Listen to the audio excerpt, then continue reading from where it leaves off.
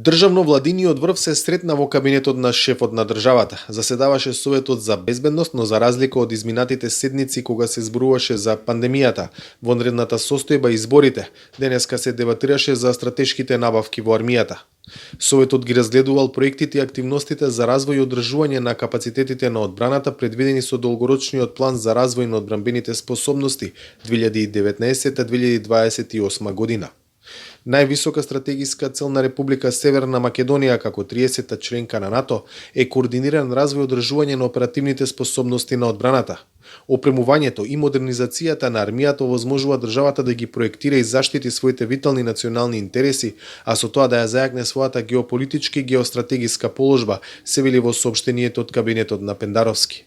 Долгорочниот план е документ што предвидува динамична набавка на современа опрема во согласно со приоритетите за остварување на соодветни НАТО цели на способности.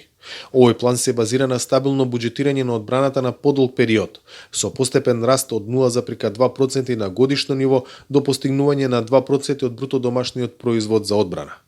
Како дел од процесот на модернизација на армијата, на крајот на 2020-та владата донесе одлука за купување лесни оклопни возила од Соединетите Американски држави, кои пак пред 10 дена на земјава и донираа повеќе од 1200 М4 автоматски пушки.